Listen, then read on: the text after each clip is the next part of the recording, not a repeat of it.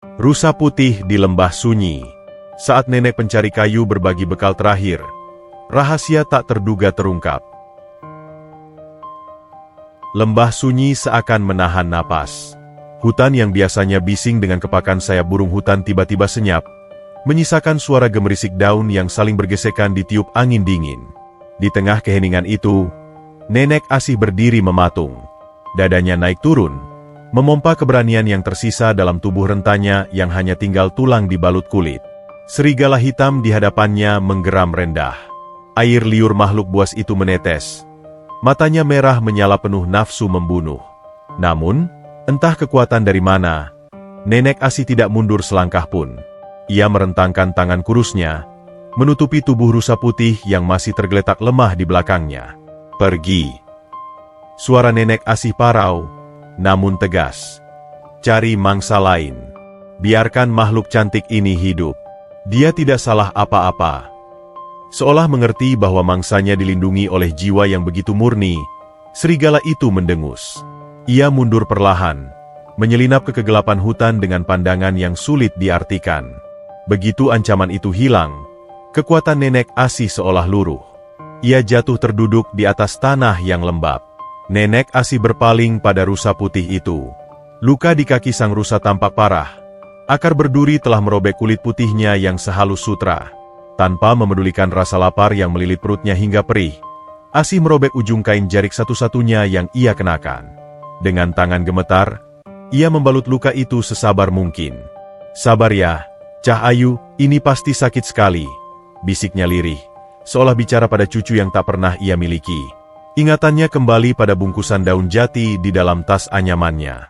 Satu-satunya potongan singkong rebus untuk malam ini. Nenek Asih menelannya ludah. Lambungnya menjerit minta diisi, tapi ia melihat mata sang rusa yang sayu. Makhluk ini tampak begitu dehidrasi dan lemas. Dengan gerakan lambat, ia membuka bungkusannya. Ia membagi singkong itu menjadi dua. Bagian yang lebih besar ia hancurkan dengan tangannya yang bersih, lalu menyodorkannya ke depan moncong sang rusa. Makanlah. Hanya ini yang aku punya. Tidak mewah, tapi ini akan memberimu tenaga untuk bangun, ucapnya dengan senyum tulus yang mampu menghangatkan suasana lembah yang beku. Ajaibnya, rusa itu tidak menolak. Ia mengunyah pelan singkong pemberian Nenek Asih. Setelah suapan terakhir habis, Nenek Asih mengambil botol bambu berisi air sisa perjalanannya dan meminumkannya pada sang hewan. Saat itulah, sebuah keajaiban yang melampaui nalar manusia terjadi. Tubuh rusa putih itu tiba-tiba memancarkan cahaya keemasan yang lembut. Bukan cahaya yang menyilaukan mata, melainkan cahaya yang terasa hangat seperti pelukan ibu.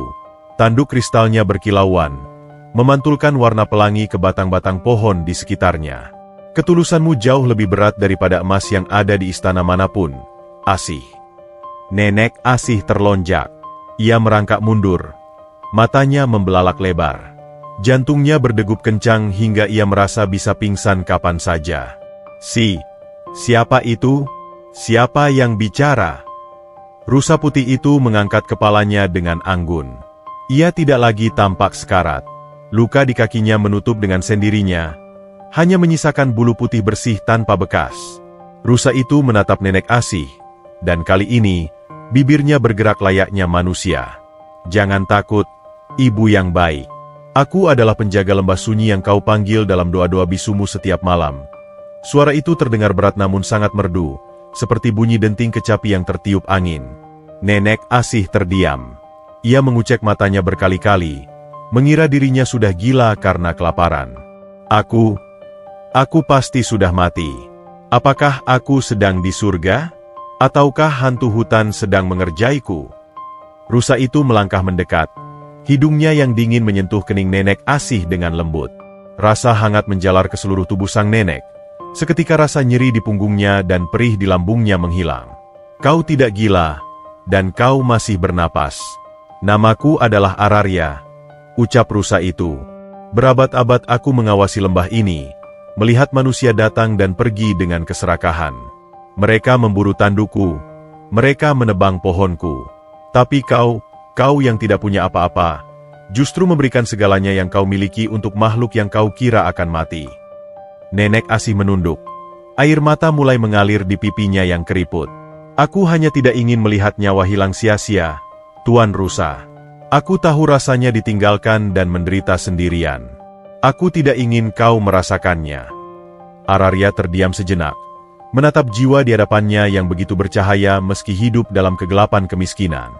Dengarlah, Asih. Dunia telah berpaling darimu, tapi semesta tidak pernah menutup mata. Karena sepotong singkong dan perlindungan yang kau berikan hari ini, aku berjanji, air matamu tidak akan lagi jatuh karena hinaan, dan tanganmu tidak akan lagi gemetar karena lapar. Rusa itu melangkah mundur ke arah kabut tebal yang mulai menyelimuti lembah. Pulanglah. Besok, saat fajar menyentuh atap gubukmu, sebuah rahasia besar akan terungkap. Apa yang hilang darimu di masa lalu akan kembali dengan cara yang tak terduga.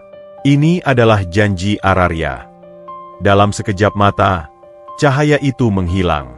Rusa putih itu lenyap di telan kabut, menyisakan nenek Asih yang terpaku di tanah lembab. Lembah sunyi kembali senyap.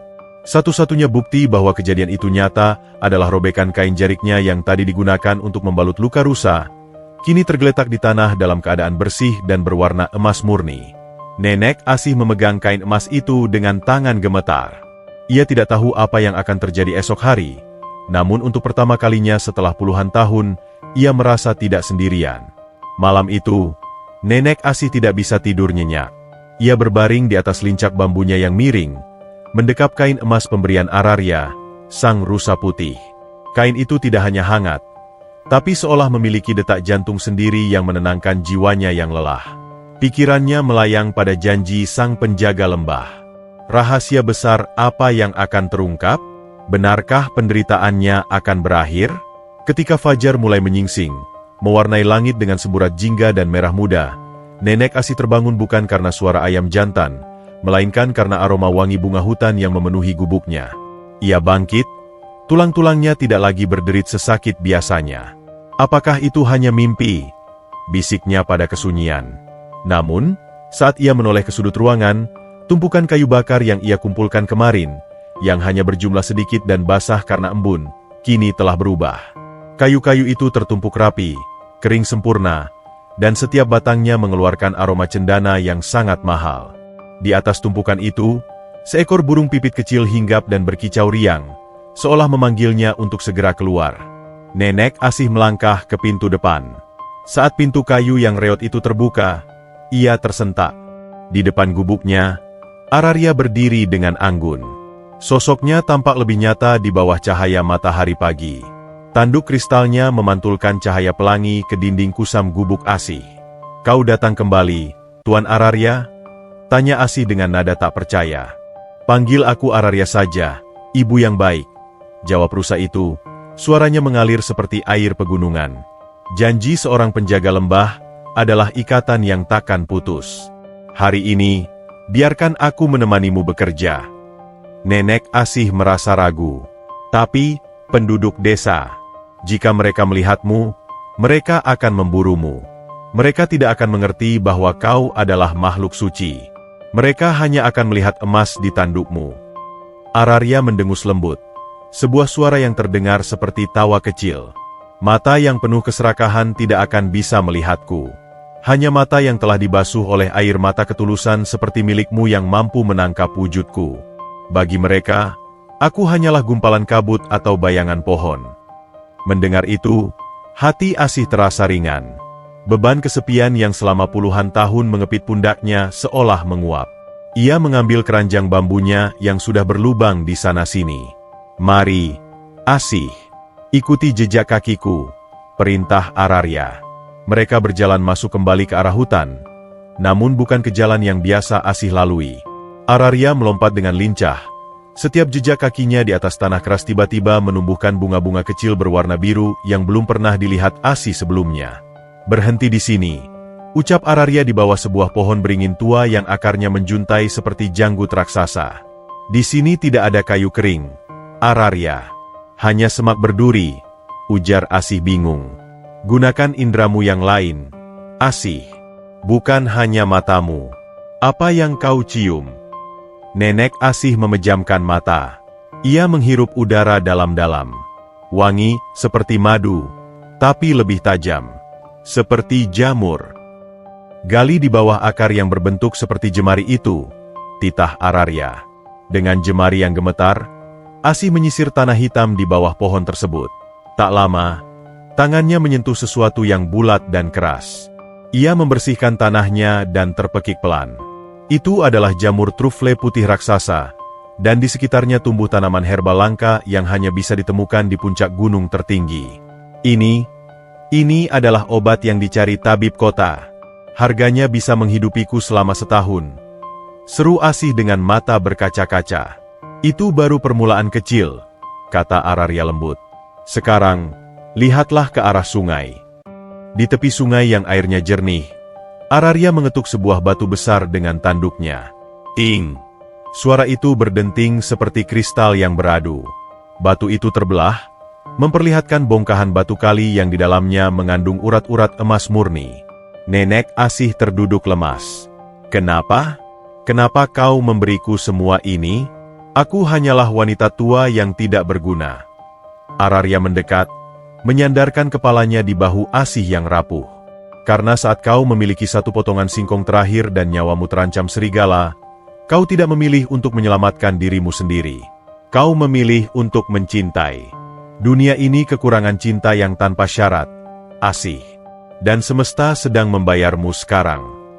Air mata Asih jatuh mengenai bulu putih Ararya. Terima kasih. Terima kasih telah menghapus rasa takutku.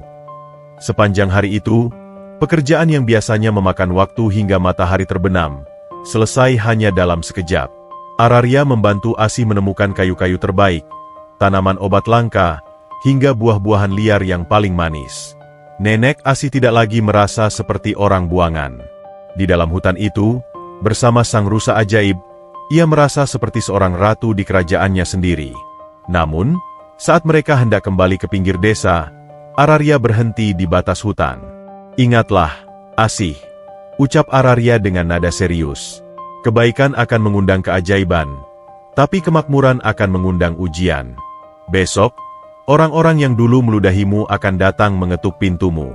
Tetaplah menjadi Asih yang kukenal di lembah sunyi. Nenek Asih mengangguk mantap. Aku tidak butuh kemewahan untuk hatiku, Ararya. Aku hanya ingin hidup tanpa rasa takut akan hari esok.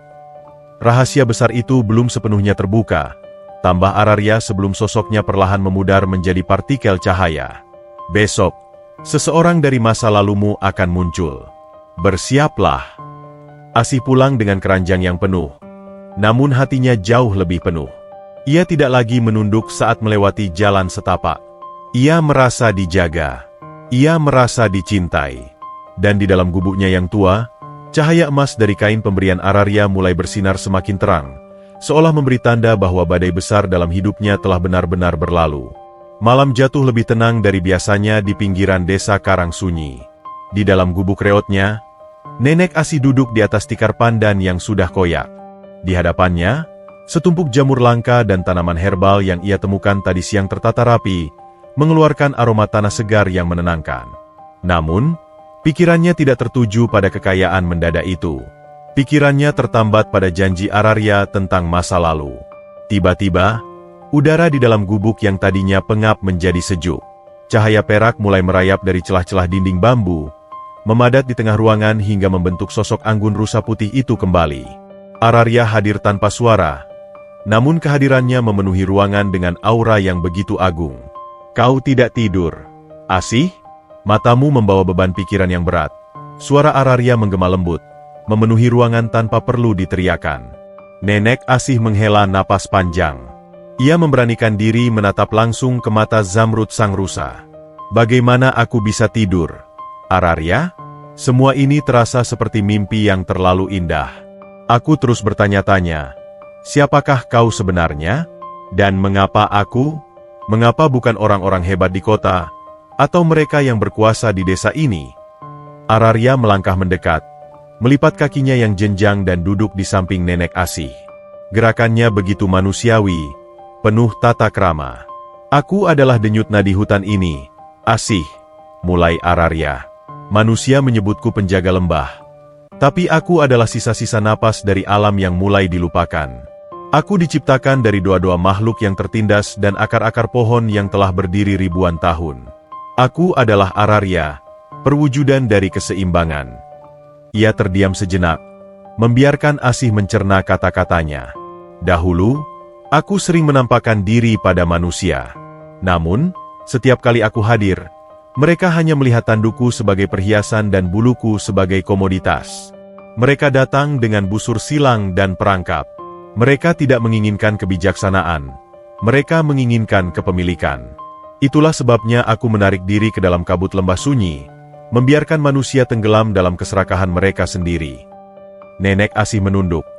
Tangannya yang keriput mengusap lantai tanah. Lalu, mengapa kau membiarkan dirimu terluka kemarin?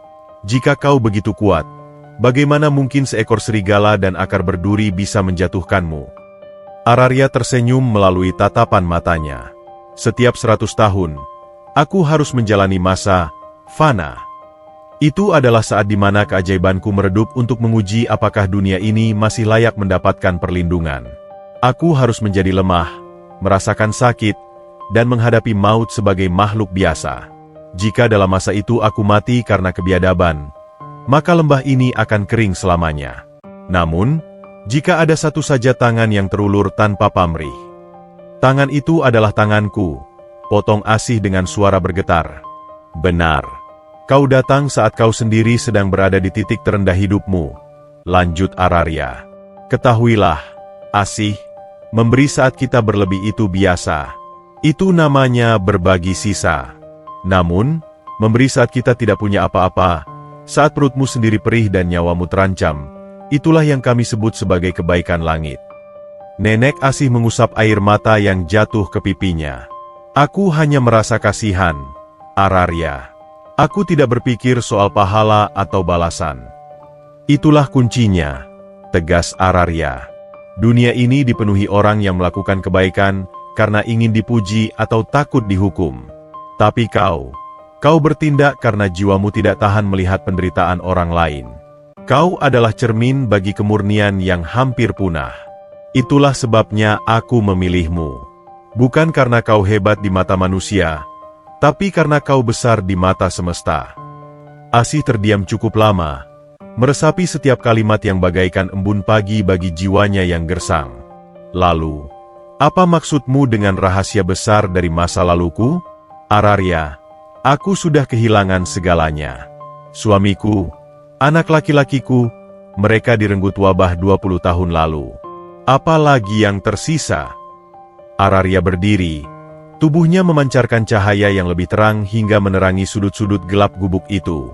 Asih, kematian seringkali hanyalah sebuah tabir yang menipu mata manusia. Kadang, apa yang kita kira hilang sebenarnya hanya sedang disembunyikan oleh takdir untuk melindungi mereka dari bahaya yang lebih besar. Besok, seorang pengembara akan pingsan di depan pintu gubukmu. Dia membawa kalung perunggu tua dengan ukiran bunga melati, sama persis dengan kalung yang kau kalungkan pada leher anakmu sebelum badai wabah itu memisahkan kalian. Jantung Nenek Asih seolah berhenti berdetak. Anakku? Tapi, aku melihat rumah sakit itu terbakar. Mereka bilang tidak ada yang selamat. Manusia berkata berdasarkan apa yang mereka lihat, bukan berdasarkan apa yang terjadi, sahut Ararya misterius. Tugasmu sekarang adalah beristirahat. Siapkan hatimu, karena kebahagiaan yang besar membutuhkan wadah jiwa yang kuat agar tidak pecah. Ararya mulai berjalan menuju pintu, namun ia berhenti sejenak dan menoleh. Satu pesan dariku, Asih. Saat kau menjadi kaya dan keluargamu kembali, jangan pernah biarkan hatimu mengeras seperti batu di desa itu. Tetaplah menjadi wanita yang sudi membagi sepotong singkong terakhirnya. Karena keajaiban sejati bukan terletak pada emas yang kuberikan, tapi pada cinta yang kau simpan.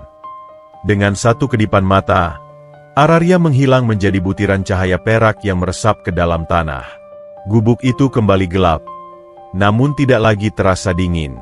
Nenek Asih memeluk dirinya sendiri, menangis sesenggukan, bukan karena sedih, tapi karena harapan yang kini berkobar lebih terang daripada matahari manapun. Ia menatap kain emas di sudut ruangan. Besok adalah awal dari segalanya. Keajaiban bukan lagi sekadar dongeng yang ia dengar saat kecil. Keajaiban itu kini sedang duduk di ruang tamunya, menanti fajar tiba.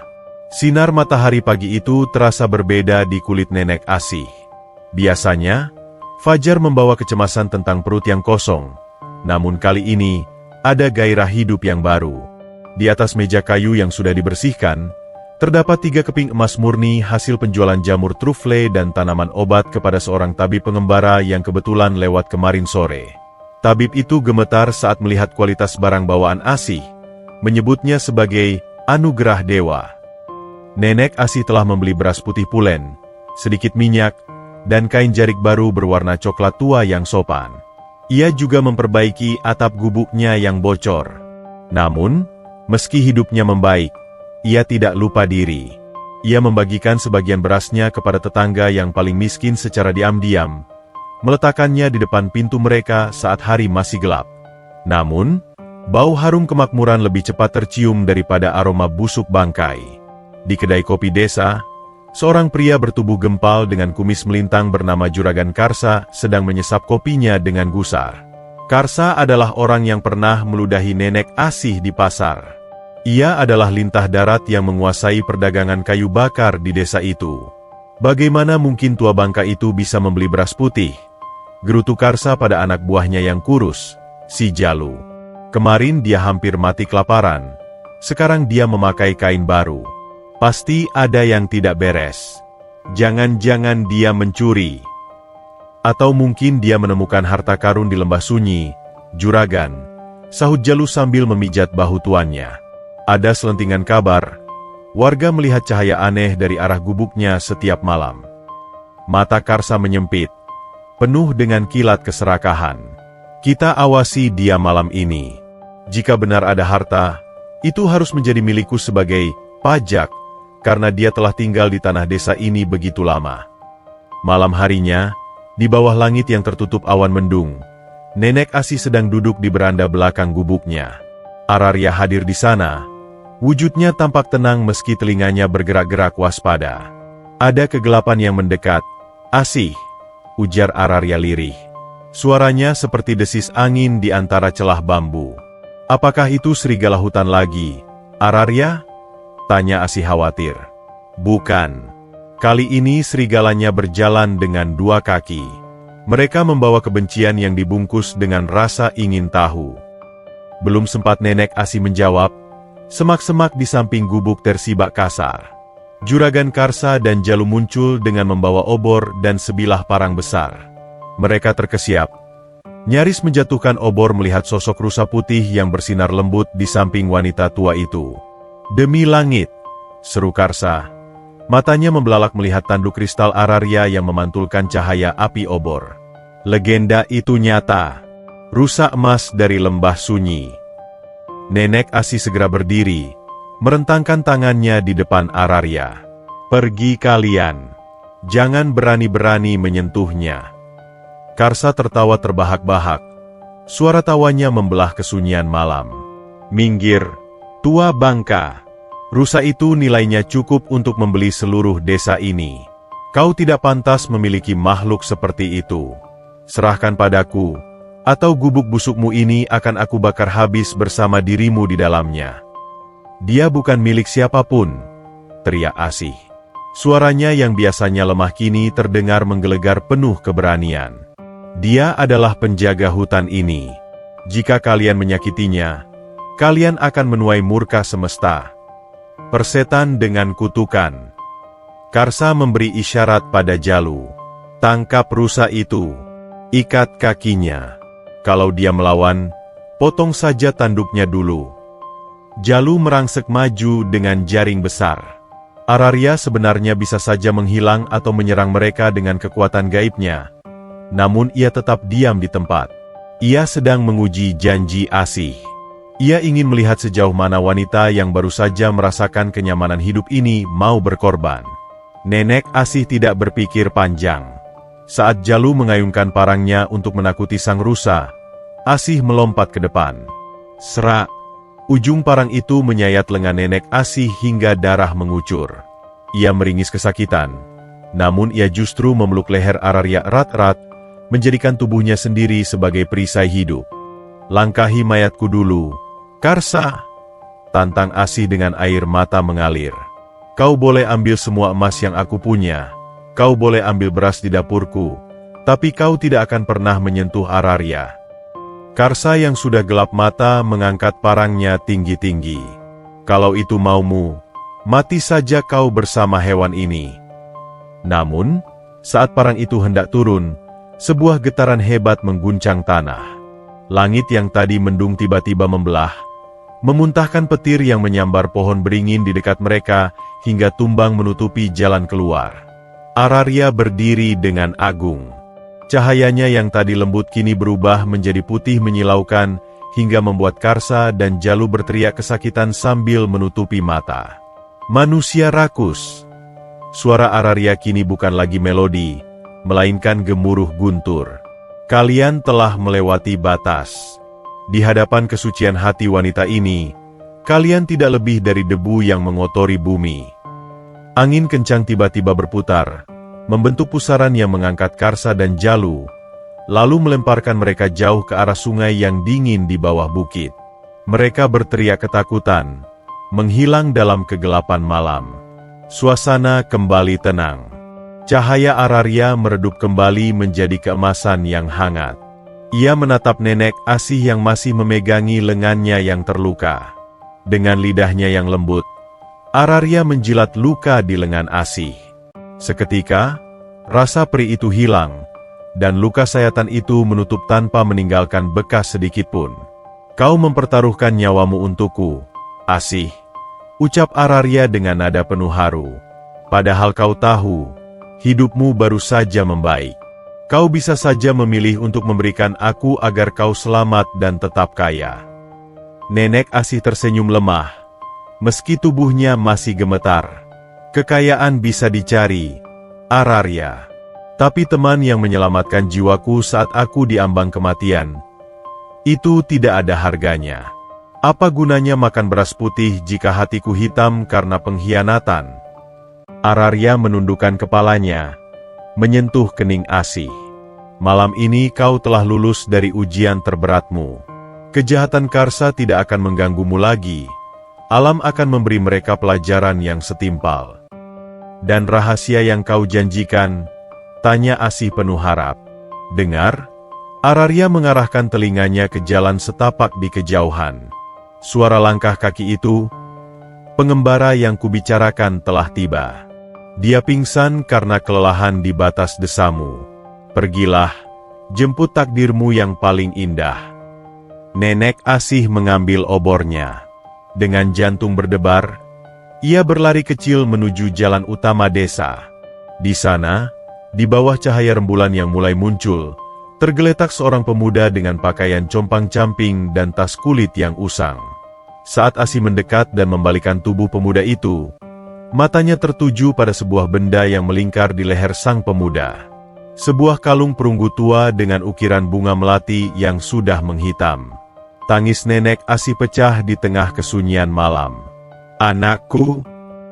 Tangis Nenek Asih tumpah di atas tubuh pemuda yang tak sadarkan diri itu. Ia mendekap kepala pemuda tersebut. Jemarinya yang gemetar menyentuh kalung perunggu di lehernya. "Baskara, benarkah ini kau, Nak?" bisiknya di sela isak tangis. Namun, kegembiraan itu hanya berlangsung sekejap. Dari arah desa, terdengar suara riuh rendah. Obor-obor tampak bergerak mendekat seperti barisan semut api yang marah. Suara teriakan juragan Karsa yang penuh dendam menggema di kejauhan. Rupanya, setelah terlempar ke sungai, pria rakus itu berhasil kembali ke desa dan memprovokasi warga dengan fitnah keji. Tua bangka itu menyembah setan hutan. "Lihat lukaku. Dia menggunakan sihir untuk mencelakai kita dan mencuri harta desa," teriak Karsa memprovokasi massa. Araria muncul dari kegelapan. Matanya bersinar waspada. "Asih, tidak ada waktu untuk meratap. Kebencian manusia lebih cepat menjalar daripada api di musim kemarau. Kita harus membawa pemuda ini pergi dari sini sekarang juga." "Tapi kemana, Araria? Dia sangat lemah. Dan aku hanyalah wanita tua. Kami tidak akan sanggup lari jauh. Sahut Asih panik sambil mencoba memapah tubuh pemuda itu. Naikkan dia ke punggungku, perintah Ararya. Dan kau, pegang erat tandukku. Kita akan masuk ke jantung lembah sunyi. Hanya di sana mereka tidak akan berani mengejar. Dengan kekuatan yang luar biasa, Ararya membiarkan tubuh pemuda itu dibaringkan di atas punggungnya yang kuat. Nenek Asih ikut naik, memeluk leher sang rusa dengan rasa percaya yang penuh. Ararya pun melesat menembus hutan, meninggalkan gubuk reot yang selama puluhan tahun menjadi saksi bisu penderitaan Asih. Di belakang mereka, Karsa dan puluhan warga desa yang terhasut mulai memasuki hutan. Mereka membawa anjing pelacak dan senjata tajam. Karsa sangat menginginkan rusa itu, bukan karena ingin menegakkan keadilan, tapi karena dendam dan rasa serakah yang sudah mencapai ubun-ubun. Jangan biarkan mereka lolos. Jika kalian menangkap rusa itu, kita semua akan kaya raya. Seru Karsa memacu semangat warga. Melihat pengejar yang semakin dekat, Ararya tidak langsung lari menjauh. Ia justru berhenti di sebuah persimpangan jalan setapak yang ditutupi lumut. Asih, tetaplah diam dan pegang erat-erat, bisik Ararya. Rusa ajaib itu kemudian mengetukkan kaki depannya ke tanah 3 kali. Seketika, kabut tebal berwarna perak keluar dari pori-pori tanah, menyelimuti area tersebut. Ararya mulai menggunakan kecerdasannya untuk mengelabui para pengejar. Ia menciptakan bayangan-bayangan dirinya yang tampak berlari ke arah yang berbeda-beda. Dari kejauhan, warga desa berteriak, "Itu dia!" ke arah sungai. Sebagian warga berlari mengejar bayangan semu ke arah sungai yang terjal. "Bukan, dia ke arah jurang sebelah kiri," teriak yang lain, mengikuti bayangan kedua yang diciptakan Ararya. Karsa yang licik mulai ragu. "Tunggu, jangan berpencar terlalu jauh. Ini pasti sihirnya." Namun, Ararya jauh lebih cerdas. Ia mengeluarkan suara raungan serigala yang sangat nyata dari arah belakang para warga. Suara itu begitu mengerikan hingga anjing-anjing pelacak yang dibawa warga melolong ketakutan dan berbalik arah, menyeret pemiliknya kembali ke desa. "Anjing-anjing ini takut. Ada sesuatu yang lebih besar di sini," teriak Jalu ketakutan. Dalam kekacauan itu, Ararya membawa Asih dan anaknya masuk ke dalam sebuah gua tersembunyi yang ditutupi oleh tirai air terjun abadi. Di dalam gua itu, suasananya sangat hangat dan terang karena dindingnya dilapisi oleh kristal yang memancarkan cahaya alami. Setelah keadaan dirasa aman, Ararya menurunkan beban di punggungnya. Nenek Asih segera merawat pemuda yang mulai siuman itu. Dengan air suci yang menetes dari stalaktit gua, ia membasuh wajah pemuda tersebut. "Di mana aku?" tanya pemuda itu lemah. Matanya terbuka, menatap langit-langit gua yang indah, lalu beralih pada wajah tua yang sedang menatapnya dengan penuh kasih. "Kau aman, nak. Kau bersama ibu, Ishak Asih." Pemuda itu mengernyit, mencoba mengingat. "Ibu?" Wajah itu, "Aku sering melihatnya dalam mimpi saat aku sakit di panti asuhan kota. Kalung ini, mereka bilang ini satu-satunya benda yang melekat padaku saat mereka menemukanku di pinggir hutan bertahun-tahun lalu." Ararya mendekat, kepalanya yang agung menatap sang pemuda. "Baskara, ingatanmu tidak hilang. Ia hanya terkunci oleh trauma besar saat kebakaran hebat itu terjadi. Biarkan aku membantumu."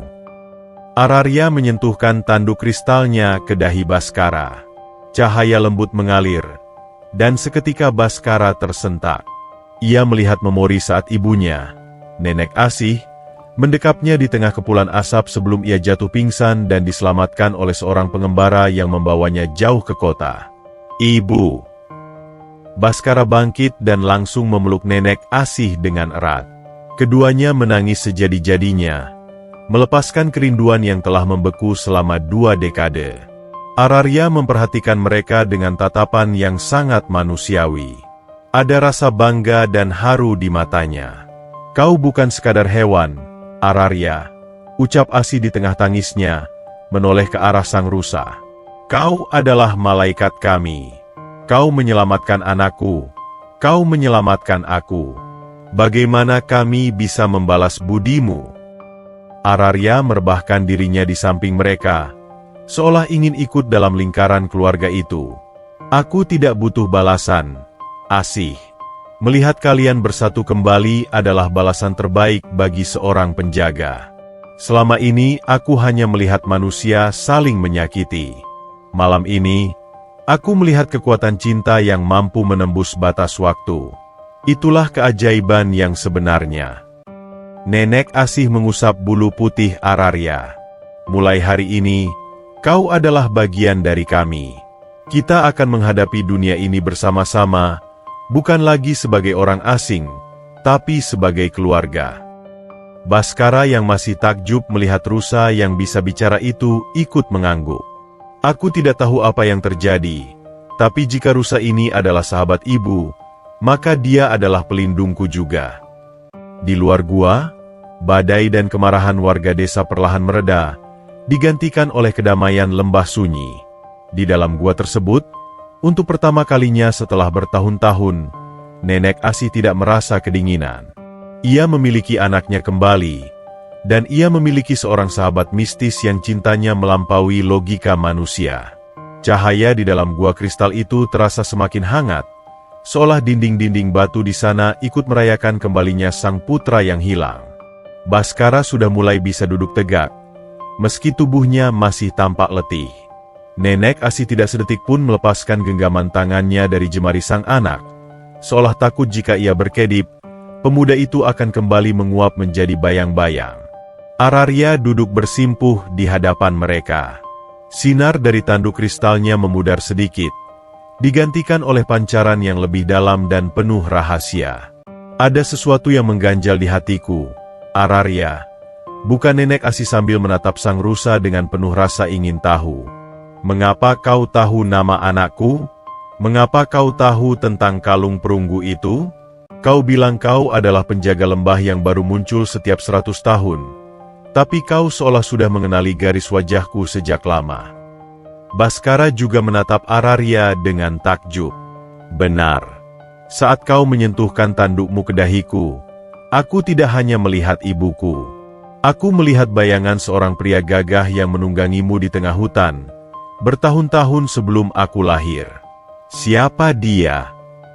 Ararya menghela napas. Sebuah suara yang terdengar seperti deru angin di sela tebing. Ia berdiri dan berjalan mendekati sebuah kolam air jernih di sudut gua. Mendekatlah, Asih. Baskara. Lihatlah ke dalam air ini, titah Ararya. Ibu dan anak itu berlutut di tepi kolam. Air itu tidak memantulkan wajah mereka, melainkan mulai bergerak membentuk gambaran masa lalu. Di sana, mereka melihat seorang pria parubaya dengan pakaian bangsawan yang bersahaja, sedang mengelus seekor rusa putih yang masih kecil. Pria itu memiliki sorot mata yang sama persis dengan Nenek Asih. Itu adalah kakek buyutku, Raden Wijaya, seru Nenek Asih terperangah. Ayahku sering bercerita bahwa keluarga kami dulu adalah penjaga hutan yang disegani, sebelum sebuah pengkhianatan membuat kami jatuh miskin dan terusir ke pinggiran desa. Ararya mengangguk perlahan. Takdir bukanlah garis lurus yang kebetulan, Asih. Aku bukanlah makhluk asing yang tiba-tiba jatuh dari langit ke pangkuanmu. Puluhan tahun yang lalu, saat aku masih menjadi ruh hutan yang belum memiliki wujud fana yang kuat, kakek buyutmu lah yang melindungiku dari perburuan besar. Ia mengorbankan gelarnya, hartanya, dan nama baiknya demi memastikan aku tidak jatuh ke tangan mereka yang ingin membedah jantungku demi keabadian. Nenek Asih menutup mulutnya dengan tangan, tak kuasa menahan haru. Keluargamu adalah garda langit, lanjut Ararya. Mereka bersumpah untuk menjaga rahasia lembah sunyi secara turun-temurun. Namun, sejarah seringkali kejam. Pengkhianatan dari orang-orang seperti leluhur Karsa membuat keluargamu tersisih. Saat wabah melanda dan rumah sakit itu terbakar, Akulah yang mengirimkan hembusan angin untuk mendorong tubuh kecil Baskara keluar dari jendela yang membara. Akulah yang membimbing pengembara itu untuk menemukannya. Jadi selama ini, kau selalu ada? Tanya Baskara dengan suara bergetar. Aku selalu mengawasi, namun aku tidak bisa mencampuri takdir sepenuhnya kecuali dalam wujud fana. Aku menunggu saat di mana keturunan Wijaya kembali menunjukkan kemurnian hati mereka. Dan kemarin, saat kau, Asih, bersedia mati demi melindungiku tanpa tahu siapa aku sebenarnya, saat itulah janji perlindungan itu bangkit kembali. Nenek Asih merasa seluruh sendinya lemas. Ia menyadari bahwa kemiskinan dan penderitaannya selama ini bukanlah sebuah kutukan, melainkan sebuah ujian kesetiaan terhadap warisan leluhurnya. Berarti, aku tidak benar-benar sebatang kara selama ini, bisik Asih sambil tersenyum getir namun bahagia. Kau adalah bagian dari keluarga kami yang hilang. Benar, jawab Ararya. Aku bukan sekadar hewan yang kau tolong. Aku adalah hutang budi masa lalu yang kini datang untuk membayar bunganya. Darah yang mengalir di nadimu adalah darah para pelindung alam. Itulah sebabnya kau tidak bisa membenci meski dihina, karena jiwamu jauh lebih besar daripada rasa sakit itu sendiri. Baskara mengepalkan tangannya. Jika kami adalah keturunan penjaga, maka kami tidak boleh terus bersembunyi di gua ini. Juragan Karsa dan orang-orang itu harus tahu kebenarannya. Mereka telah menindas ibu hanya karena dia tidak memiliki kuasa. Sabar, nak, potong Ararya. Kebenaran adalah pedang yang bermata dua. Jika kau mencabutnya terlalu cepat, ia bisa melukaimu. Karsa memiliki banyak pengikut yang dibutakan oleh janji emas. Kita butuh cara yang lebih bijak untuk mengungkap rahasia besar ini di depan seluruh warga desa. Nenek Asih menatap Ararya dan Baskara bergantian. Rasa takut yang selama ini menyelimutinya seolah sirna, digantikan oleh martabat yang selama ini terkubur dalam-dalam. Apa yang harus kita lakukan, Ararya? Tanya Asih mantap. Besok adalah hari di mana desa merayakan panen raya. Karsa akan memamerkan kekayaannya di balai desa. Itulah saatnya kita muncul. Bukan sebagai peminta-minta, tapi sebagai pemilik sah dari kedamaian lembah ini. Aku akan memberikan sebuah tanda yang tidak bisa dibantah oleh siapapun, bahkan oleh penguasa paling tamak sekalipun. Malam itu, mereka bertiga duduk melingkar di dalam gua. Tidak ada lagi jarak antara manusia dan makhluk mistis. Mereka berbicara tentang masa depan, tentang membangun kembali rumah yang bukan hanya terbuat dari kayu, tapi dari keadilan. Nenek Asih bersandar pada tubuh Ararya yang hangat, sementara Baskara menceritakan pengalamannya di kota. Bagi Asih, ini adalah kemenangan terbesar dalam hidupnya. Bukan karena emas atau harta, tapi karena ia akhirnya tahu siapa dirinya sebenarnya. Seorang penjaga yang cintanya telah menyelamatkan sebuah keajaiban, dan keajaiban itu kini membawanya pulang ke pelukan takdir. Kegelapan bukan berasal dari malam, melainkan dari hati manusia yang sudah menghitam. Rencana untuk muncul di perayaan panen raya berubah menjadi malapetaka sebelum matahari sempat menyentuh ufuk timur. Juragan Karsa ternyata tidak sebodoh yang dibayangkan. Ia tidak menyerah begitu saja setelah dilemparkan ke sungai. Dengan bantuan seorang dukun ilmu hitam dari desa seberang, Karsa telah memasang perangkap jaring penjerat sukma di sepanjang batas lembah sunyi, sebuah jebakan yang dibuat khusus untuk meredam kekuatan makhluk-makhluk mistis. Saat Nenek Asih, Baskara, dan Ararya mencoba menyelinap keluar dari hutan untuk menuju balai desa, suasana mendadak menjadi sangat dingin. Burung-burung malam berhenti berkicau. Ada yang salah, bisik Ararya. Langkahnya yang biasanya ringan kini terasa berat, seolah setiap pijakannya ditarik oleh beban ribuan ton dari dalam tanah. Ararya, wajahmu pucat sekali, ujar Asih dengan nada cemas. Ia melihat cahaya emas di tubuh Ararya mulai berkedip-kedip seperti lampu minyak yang kehabisan sumbu. Tiba-tiba, dari kegelapan semak-semak, melesat sebuah tombak hitam dengan ujung yang dilapisi cairan pekat berbau busuk. Tombak itu tidak mengarah ke Ararya, melainkan langsung menuju jantung Nenek Asih. "Ibu! Awas!" teriak Baskara. Namun, Araria jauh lebih cepat. Dalam sisa-sisa kekuatannya yang memudar, ia melompat ke depan Nenek Asih. Jep! Tombak itu menghujam tepat di pundak Araria. Rusa putih itu mengerang. Sebuah suara melengking yang menyayat hati, lebih perih daripada gesekan biola yang patah. Darah yang keluar bukan berwarna merah, melainkan cairan perak berkilauan yang langsung meresap ke tanah, membuat tanaman di sekitarnya layu seketika. Ida, Araria, jerit Nenek Asih. Ia jatuh berlutut, mencoba menahan luka itu dengan tangan gemetarnya. Dari balik pepohonan, Juragan Karsa muncul dengan tawa kemenangan yang mengerikan.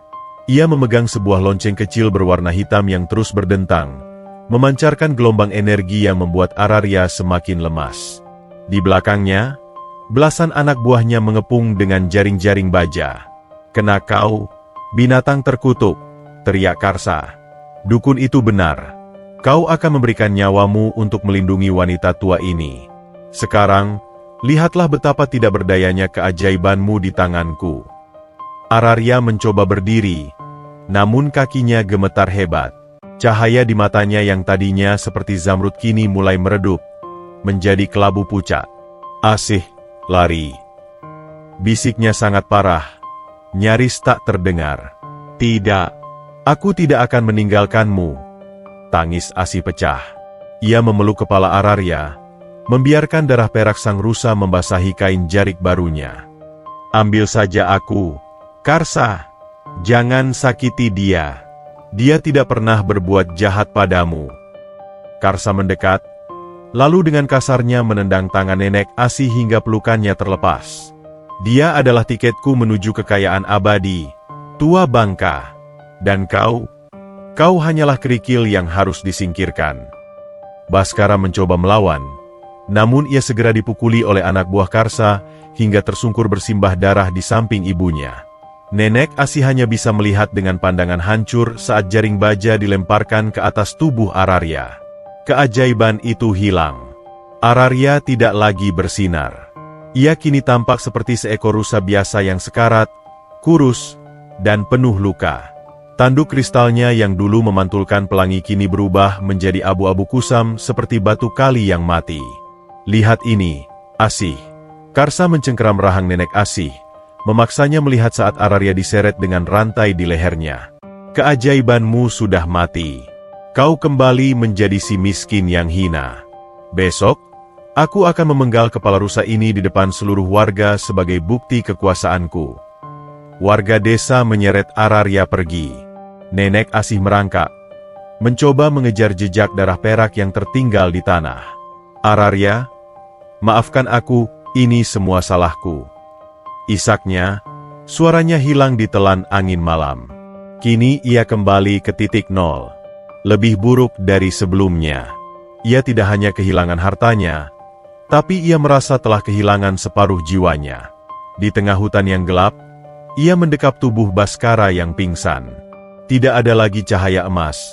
Tidak ada lagi suara merdu yang menenangkan. Hanya ada keheningan yang menyesakan dan rasa bersalah yang menghujam jantungnya lebih dalam daripada tombak Karsa. "Tuhan!" rintih Asih sambil menengadah ke langit yang hitam tanpa bintang. "Mengapa kau berikan kebahagiaan itu jika hanya untuk kau ambil kembali dengan cara sesakit ini? Mengapa orang baik harus selalu hancur di tangan mereka yang keji?" Malam itu, lembah sunyi benar-benar menjadi sunyi. Seolah seluruh alam semesta ikut berkabung atas hilangnya cahaya terakhir dari sang penjaga.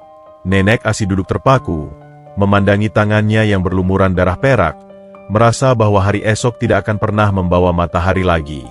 Malam itu, lembah sunyi terasa seperti kuburan yang luas. Nenek Asih duduk bersandar pada pohon besar, memangku kepala Baskara yang masih belum sadarkan diri sepenuhnya. Di telapak tangannya, sisa darah perak Araria telah mengering, meninggalkan bekas permanen yang berkilau tipis di bawah cahaya bulan.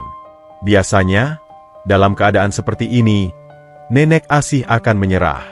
Ia akan menangis hingga matanya bengkak, lalu menerima takdir dengan punggung membungkuk, membiarkan orang lain menginjak-injak harga dirinya. Namun, ada sesuatu yang berbeda kali ini. Ada panas yang menjalar di dadanya, Bukan panas karena amarah yang meledak-ledak, melainkan sebuah tekad yang membara pelan namun tidak bisa dipadamkan. Ibu. Baskara mengerang. Matanya terbuka perlahan. Ararya, mereka membawanya. Nenek Asih mengusap dahi anaknya. Suaranya tidak lagi gemetar. Istirahatlah di sini, nak. Ibu harus pergi. Ibu gila? Mereka punya senjata. Mereka punya massa. Baskara mencoba bangkit. Namun lukanya membuatnya meringis kesakitan. Nenek Asih berdiri. Punggungnya yang biasanya melengkung kini tampak tegak secara ajaib. Selama ini ibu hidup sebagai pengecut. Baskara. Ibu membiarkan mereka menghina ibu karena ibu pikir ibu memang tidak berharga. Tapi Ararya, dia mempertaruhkan nyawanya untuk kita. Dia adalah keluarga kita. Seorang ibu tidak akan membiarkan anggota keluarganya disembelih begitu saja. Tanpa membawa senjata, hanya bermodalkan tongkat kayu tua dan sepotong kain emas yang tersisa di sakunya, Nenek Asih melangkah menuju desa Karangsunyi. Ia tidak lagi lewat jalan tikus. Ia berjalan di tengah jalan setapak, menembus kabut dengan langkah yang pasti. Perjalanan itu tidak mudah. Tubuh tuanya mulai menjerit kelelahan. Kakinya yang tidak beralas menyentuh kerikil tajam dan duri hutan. Namun rasa sakit itu tidak terasa. Di dalam pikirannya hanya ada bayangan mata Ararya yang mulai meredup. Saat mencapai pinggiran desa, ia melihat balai desa telah dipenuhi warga. Sebuah panggung kayu dibangun di tengah lapangan. Di sana, Ararya diikat dengan rantai besi yang berat. Rusa itu tampak sangat kecil dan rapuh. Kepalanya tertunduk ke tanah. Di sampingnya, Juragan Karsa sedang mengasah sebuah golok besar yang berkilat tertimpa cahaya obor. "Lihatlah!" seru Karsa kepada warga yang berkerumun. "Besok fajar, kita akan melihat apakah darah dewa ini benar-benar bisa membawa keberuntungan, atau dia hanya binatang buas yang menyamar." Nenek Asih melihat semua itu dari balik bayangan pohon beringin besar. Ia tahu, jika ia hanya berteriak minta tolong, warga yang sudah dicuci otaknya oleh Karsa tidak akan mendengarkannya. Ia harus melakukan sesuatu yang membangkitkan nurani mereka. Tiba-tiba, teringatlah ia pada ucapan Ararya, "Kau adalah garda langit. Darah yang mengalir di nadimu adalah darah para pelindung alam." Asih menutup matanya. Ia mulai menggumamkan nyanyian lama yang dulu sering didendangkan ayahnya saat mereka masih menjaga hutan.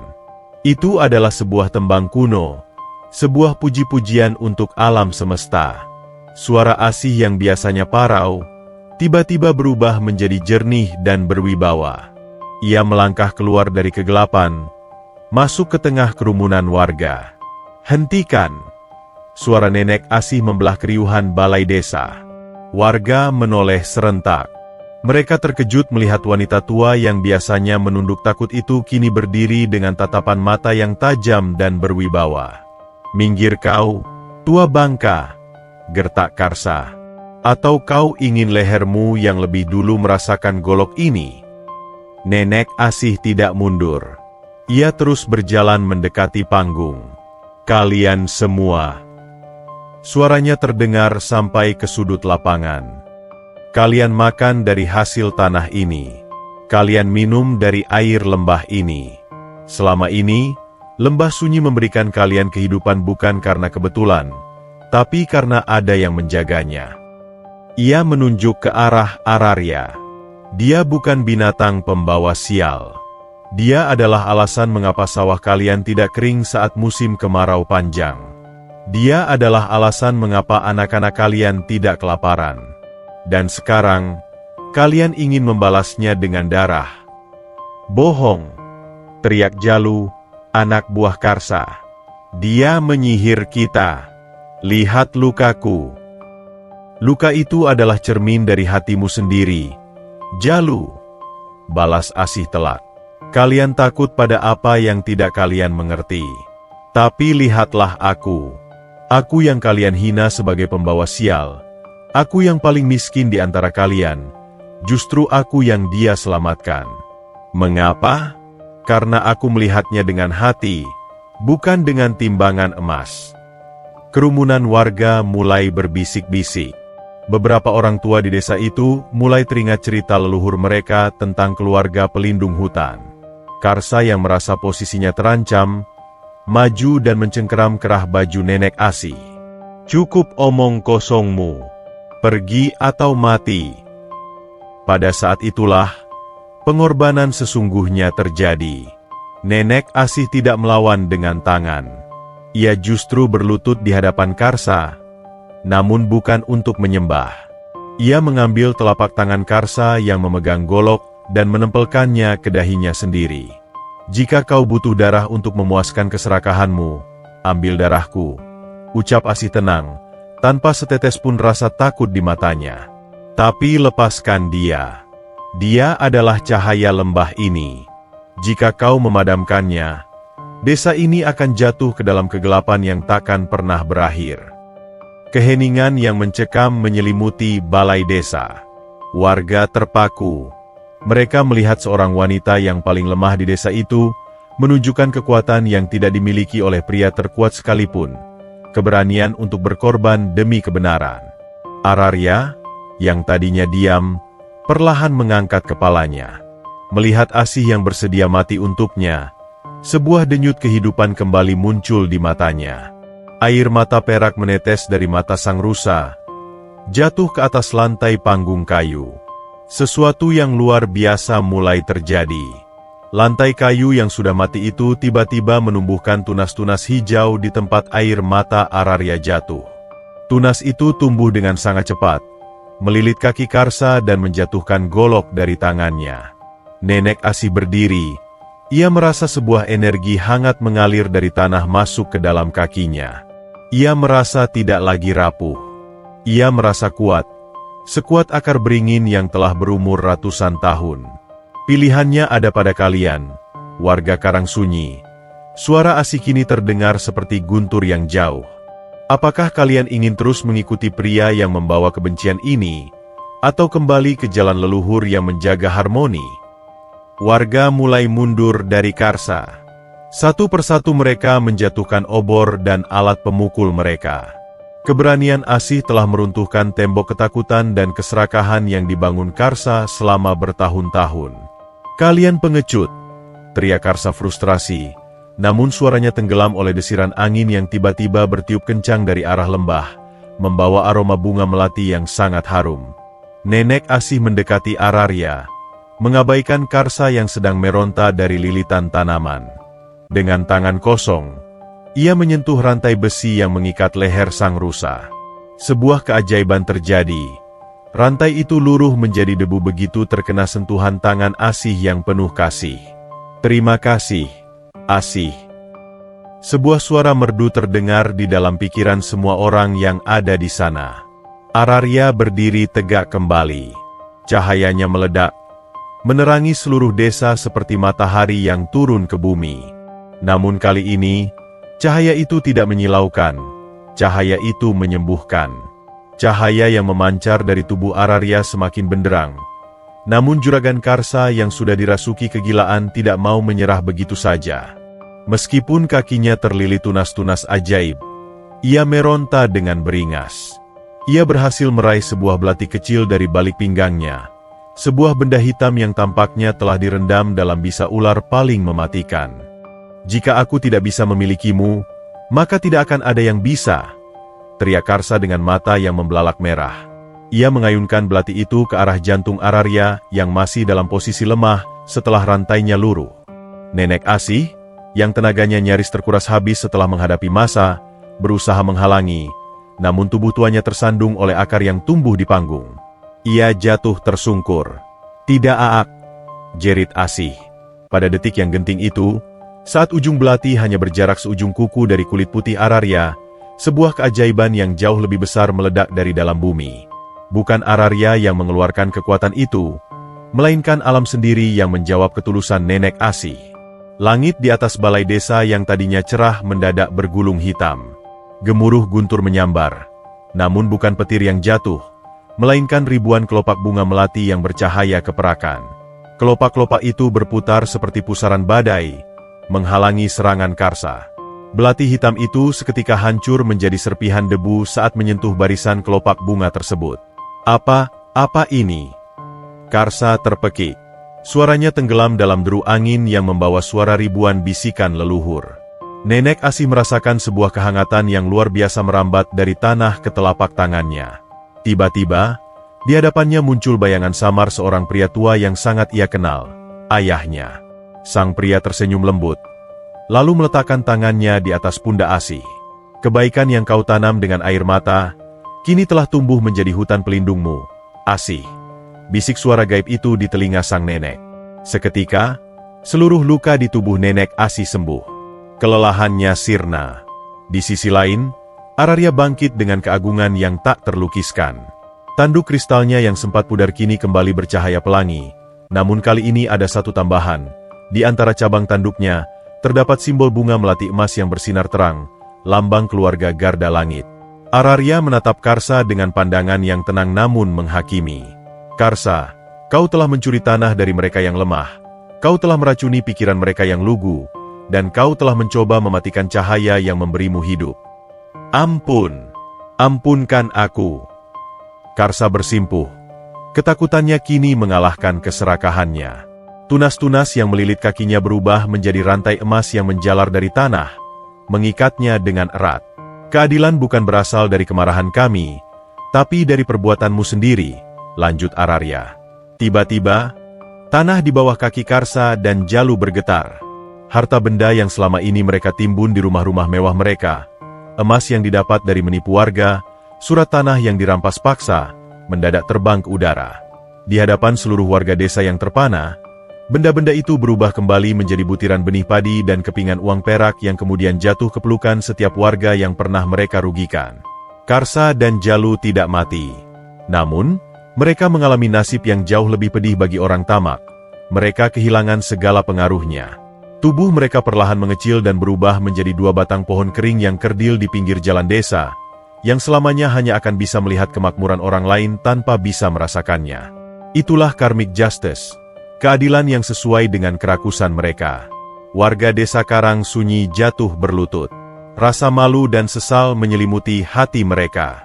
Nenek Asih, maafkan kami, ucap seorang warga sambil terisak. Kami telah buta. Kami telah membiarkan orang suci seperti Anda menderita di tengah-tengah kami. Nenek Asih mendekati mereka satu persatu. Ia tidak menunjukkan raut kemenangan atau dendam. Ia justru membantu mereka berdiri dengan tangan yang kini terasa kuat dan hangat. Bangunlah, saudaraku, ucap Asih lembut. Kegelapan hanya bisa diusir dengan cahaya. Hari ini, biarlah kebencian kita terkubur bersama masa lalu. Lembah Sunyi telah memaafkan kalian, maka aku pun begitu. Baskara muncul dari kerumunan. Ia sudah membaik berkat bantuan energi alam yang menyebar di udara. Ia memeluk ibunya dengan bangga. Di tengah balai desa itu, Nenek Asih, Baskara, dan Araria berdiri bersama. Araria mengangkat kepalanya ke arah langit. Awan hitam tersibak, menampakkan cahaya bulan yang paling terang yang pernah dilihat desa itu. Mulai malam ini, Araria berbicara dengan suara yang bisa didengar oleh seluruh penduduk. Desa ini tidak lagi disebut Karang Sunyi. Mulai sekarang, ini adalah desa cahaya lembah. Dan Asih, sang penjaga yang tulus, akan membimbing kalian untuk hidup berdampingan dengan alam. Keadilan telah tegak, bukan dengan pedang atau darah, melainkan dengan ketulusan yang tak tergoyahkan. Nenek Asih yang dulu dihina sebagai pembawa sial, kini diakui sebagai jantung dari keberkahan desa tersebut. 1 bulan telah berlalu sejak malam keadilan di balai desa. Desa cahaya lembah kini tak lagi muram.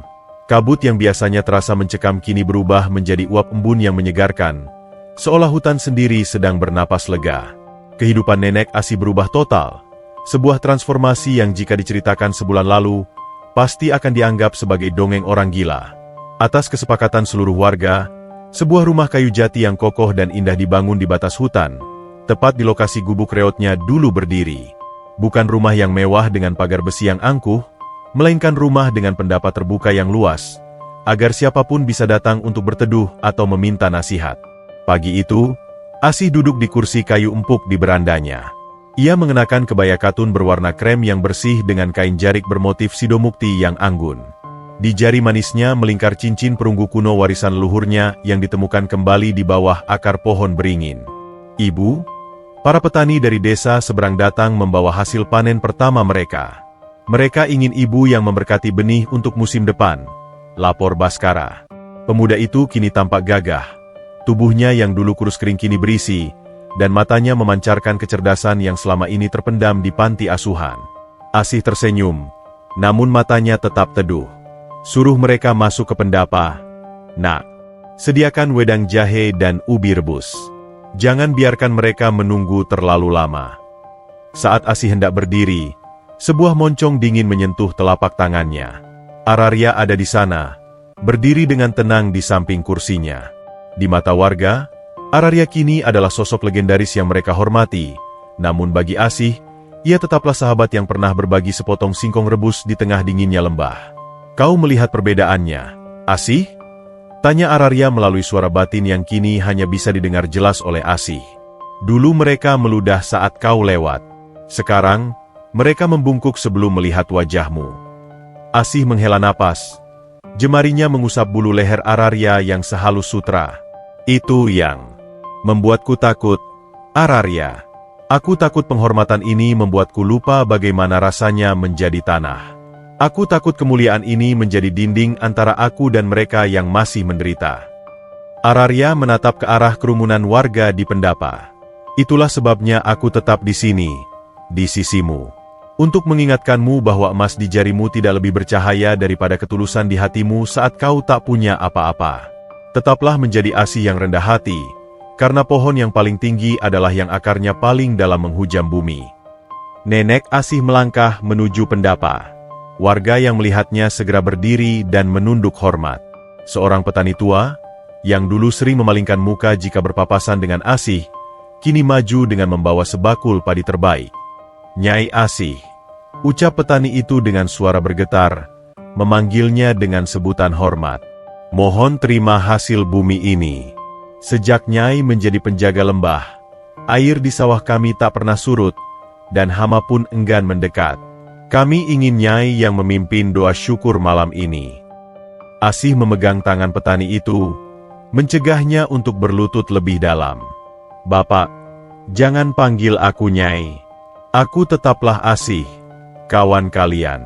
Padi ini subur karena kerja keras kalian dan kemurahan alam. Aku hanya jembatan kecil di antaranya. Mari kita berdoa bersama, bukan karena aku hebat, tapi karena kita semua adalah anak-anak dari bumi yang sama." Melihat kerendahan itu, beberapa ibu-ibu di sana terharu. Mereka menyadari bahwa kekuasaan yang dimiliki Asih tidak mengubahnya menjadi penguasa yang haus hormat, melainkan menjadi pelindung yang penuh kasih. Sepanjang hari, rumah itu tidak pernah sepi. Asih tidak lagi memungut kayu bakar untuk dijual. Namun ia menghabiskan waktunya untuk mengajar para pemuda tentang rahasia tanaman obat dan cara menjaga hutan agar tetap lestari. Baskara membantunya mengelola distribusi hasil panen, agar tidak ada lagi warga yang kelaparan seperti ibunya dulu. Sore harinya, saat tamu terakhir pulang, Asih kembali ke sisi Araria yang sedang memandangi matahari terbenam. "Kekayaan sejati bukan tentang seberapa banyak yang kita terima, Araria," bisik Asih sambil memandangi desanya yang kini damai. "Tapi tentang seberapa banyak kedamaian yang bisa kita berikan kepada orang lain." Araria mendengus lembut. Matanya memantulkan cahaya jingga langit. "Kau telah belajar dengan cepat, penjaga langit. Kedudukanmu sekarang adalah amanah.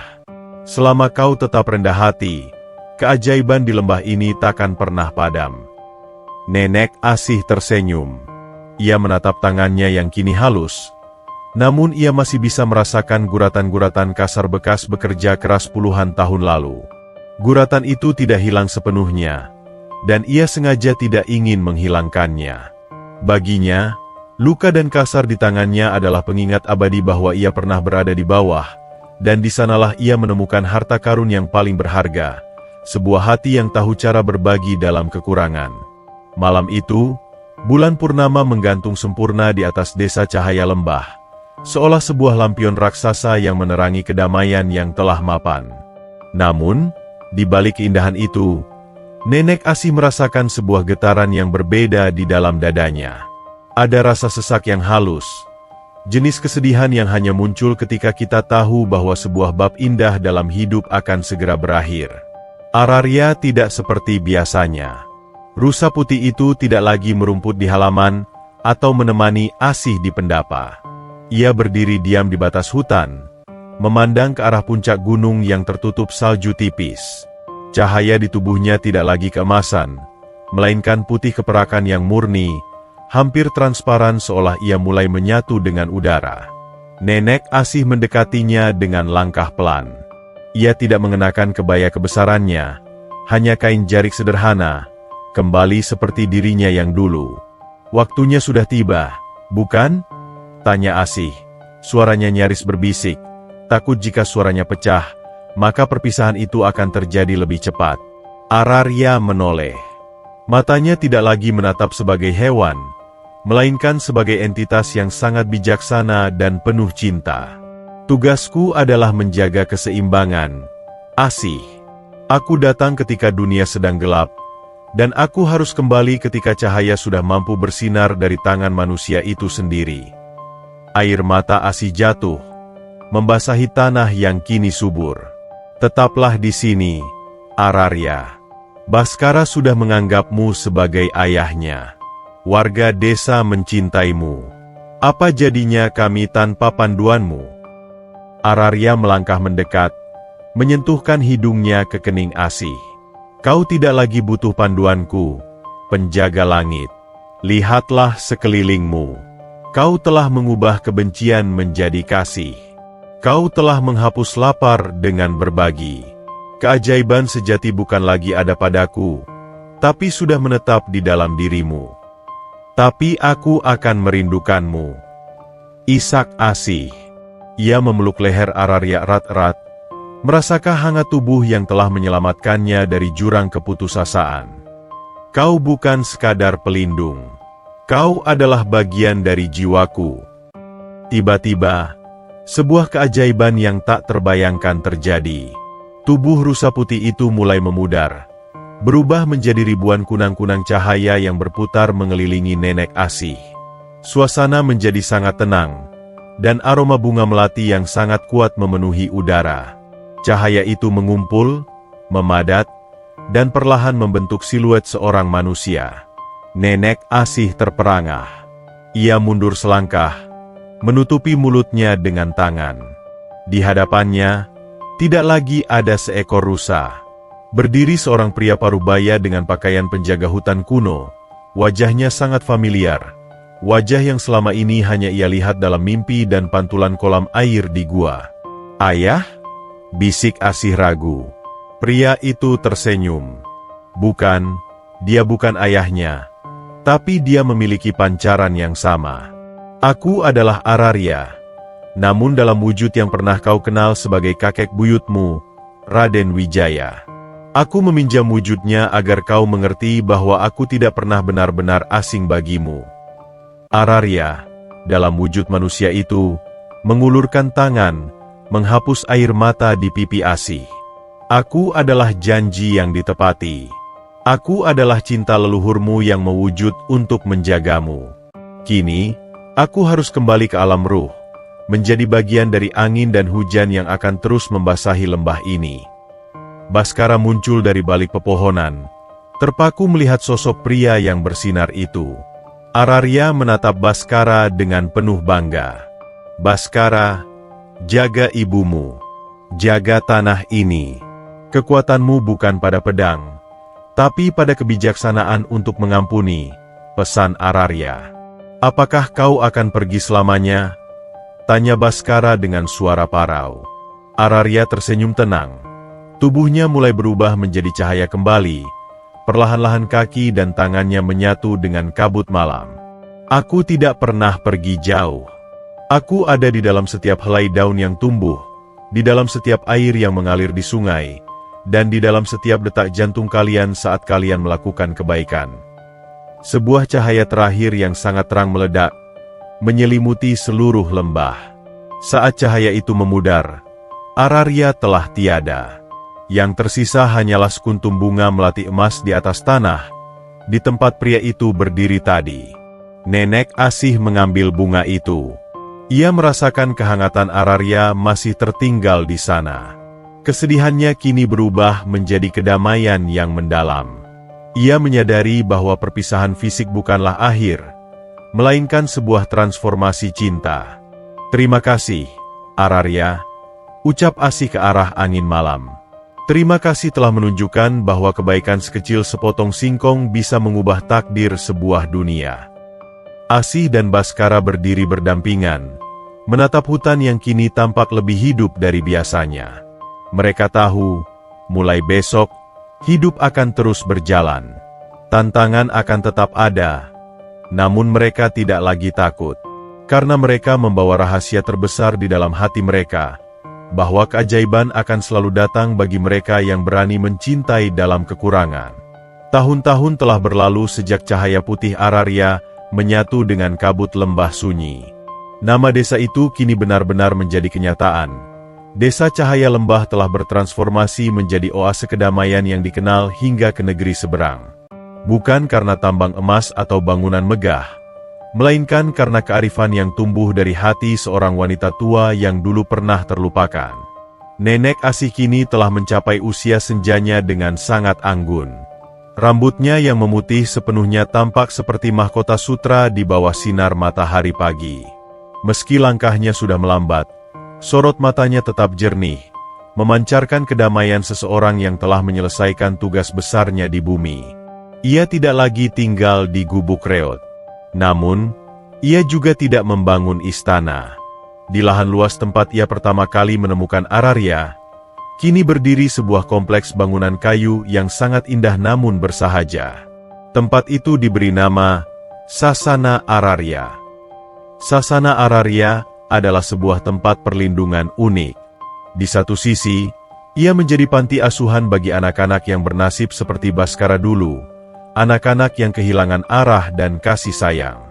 Di sisi lain, tempat ini menjadi pusat rehabilitasi bagi hewan-hewan hutan yang terluka. Di sini, manusia dan hewan belajar hidup berdampingan, saling menyembuhkan luka fisik dan batin. Eyang Asih, lihat, burung elang ini sudah bisa mengepakkan sayapnya. Seru seorang anak kecil bernama Galuh, berlari kecil menghampiri Asih sambil menunjuk seekor elang yang sedang bertengger di dahan rendah. Asih tersenyum, mengusap kepala Galuh dengan lembut. "Itu karena kau merawatnya dengan hati, Galuh.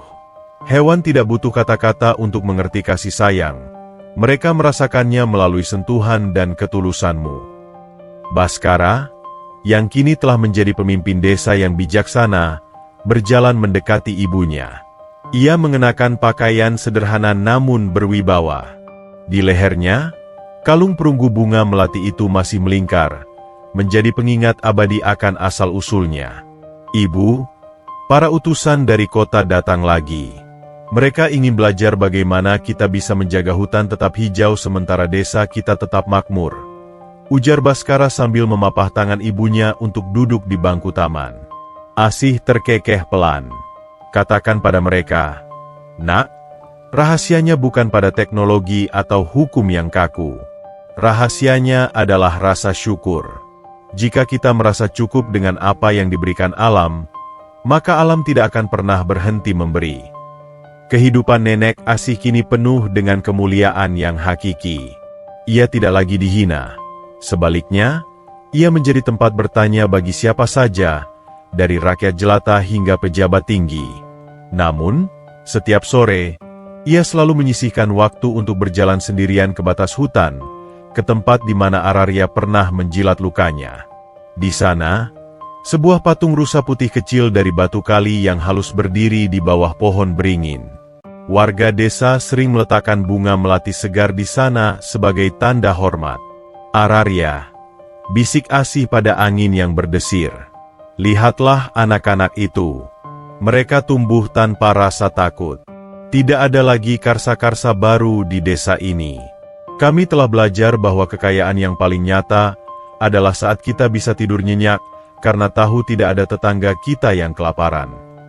Seolah menjawab bisikan itu, seekor rusa putih, bukan Araria, melainkan rusa hutan biasa berbulu terang, muncul dari balik semak. Rusa itu mendekat tanpa rasa takut, membiarkan Nenek Asih mengusap kepalanya. Meski itu bukan Araria yang asli, Asih tahu bahwa semangat sang penjaga masih ada di sana, menjaga harmoni yang telah mereka bangun bersama. Malam harinya, desa mengadakan perayaan syukur tahunan. Seluruh warga berkumpul di lapangan, menyalakan lentera-lentera kertas yang kemudian diterbangkan ke langit. Suasana penuh tawa, musik bambu yang merdu, dan aroma makanan yang dibagikan secara cuma-cuma kepada siapa saja yang lewat. Nenek Asih berdiri di balkon sasana Araria, memandangi kerlip lentera yang menyatu dengan bintang-bintang. Ia meraba saku bajunya, di mana ia masih menyimpan sekuntum bunga melati emas yang tak pernah layu selama bertahun-tahun. Ia teringat kembali pada masa-masa gelapnya, saat ia kedinginan, saat ia dihina, dan saat ia harus memilih untuk memberikan sepotong singkong terakhirnya kepada makhluk yang sekarat. Jika saat itu ia memilih untuk menjadi egois, mungkin ia sudah mati dalam kesepian dan kebencian. Namun, satu tindakan kecil yang didasari ketulusan telah mengubah seluruh garis takdirnya, anaknya, dan desanya. Baskara datang menghampiri, membawakan selimut hangat untuk ibunya. Ibu memikirkan apa? Ibu hanya berpikir, "Nak." Asih menatap mata anaknya yang bersinar. Bahwa keajaiban itu tidak datang dengan guntur atau suara menggelegar. Keajaiban seringkali datang dalam wujud seekor hewan yang terluka, atau seorang pengembara yang lapar. Dia datang untuk mengetuk pintu hati kita, menanyakan apakah masih ada ruang bagi cinta di sana. Baskara mengangguk, mendekap bahu ibunya, dan ibu membuka pintu itu lebar-lebar. Kisah Nenek Asih dan rusa putih kini menjadi legenda yang diceritakan turun-temurun. Anak-anak di desa Cahaya Lembah tumbuh dengan pemahaman bahwa setiap makhluk hidup memiliki jiwa yang harus dihormati. Mereka belajar bahwa penderitaan bukanlah akhir dari segalanya, melainkan tanah subur tempat benih kemuliaan ditanam. Nenek Asih akhirnya menutup matanya dalam damai beberapa tahun kemudian, diiringi oleh isak tangis seluruh warga dan kicauan burung hutan yang memenuhi langit desa. Ia pergi bukan sebagai peminta-minta, melainkan sebagai pahlawan yang tidak pernah meminta tanda jasa. Peninggalannya tetap hidup. Sasana Araria terus berdiri, menjadi saksi bisu bahwa di dunia yang terkadang terasa keras dan dingin ini, kehangatan hati adalah satu-satunya api yang mampu menerangi kegelapan. Kisah ini berakhir di sini, namun gema kebaikannya terus mengalir di sepanjang sungai Lembah Sunyi, membisikkan sebuah kebenaran abadi kepada setiap telinga yang mau mendengar, bahwa kebaikan sekecil apapun pada makhluk hidup, sekadar memberi minum atau melindungi yang lemah, tidak akan pernah sia-sia. Semesta tidak pernah lupa berhutang, dan ia selalu membayar kembali dengan cara yang paling ajaib. Tamat.